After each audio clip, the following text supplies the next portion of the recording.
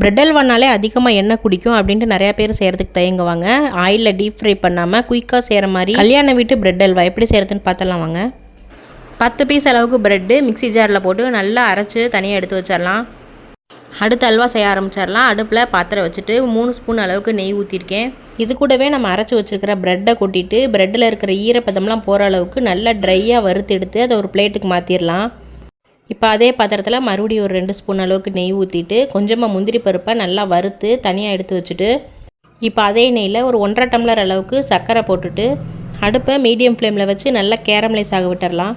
சர்க்கரை நல்லா கேரமல் பதத்துக்கு வந்ததுக்கப்புறம் 1.5 டம்ளர் அளவுக்கு சர்க்கரைக்கு 3 டம்ளர் அளவுக்கு தண்ணி ஊற்றிருக்கேன். தண்ணி நல்லா கொதிச்சு வரட்டும். தண்ணி நல்லா கொதிச்சு வந்துருச்சு. இந்த ஸ்டேஜில் நம்ம வறுத்து வச்சுருக்கிற ப்ரெட்டெல்லாம் கொட்டிட்டு நல்லா மிக்ஸ் பண்ண ஆரம்பிச்சிடலாம். இப்போ தண்ணியெல்லாம் இழுத்து நல்லா கெட்டியாகி வந்துருச்சு. மறுபடியும் ஒரு 2 ஸ்பூன் அளவுக்கு நெய் ஊற்றிருக்கேன்.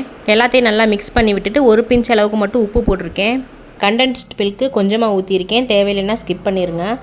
இது ஊற்றுறதுனால டேஸ்ட்டு கொஞ்சம் ரிச்சாக இருக்கும். ஊற்றலைனாலும் டேஸ்ட்டு நல்லா தான் இருக்கும். இப்போ எல்லாத்தையும் நல்லா மிக்ஸ் பண்ணி விட்டுட்டு அடுப்பை மீடியம் ஃப்ளேம்லேயே வச்சு மிக்ஸ் பண்ணிகிட்டே இருந்தோம்னா சட்டியில் ஒட்டாமல் வரும். இதுதான் சரியான பக்குவம். லாஸ்ட்டாக நம்ம வறுத்து வச்சுருந்தா முந்திரி பருப்பையும் கொட்டி நல்லா மிக்ஸ் பண்ணிவிட்டு அப்படியே சாப்பிட வேண்டியதுதான். டேஸ்ட் ரொம்ப ரொம்ப சூப்பராக இருக்கும். ஒரு தடவை ட்ரை பண்ணி பாருங்கள். வீடியோ பிடிச்சிருந்துச்சுன்னா லைக் பண்ணுங்கள். தேங்க்யூ.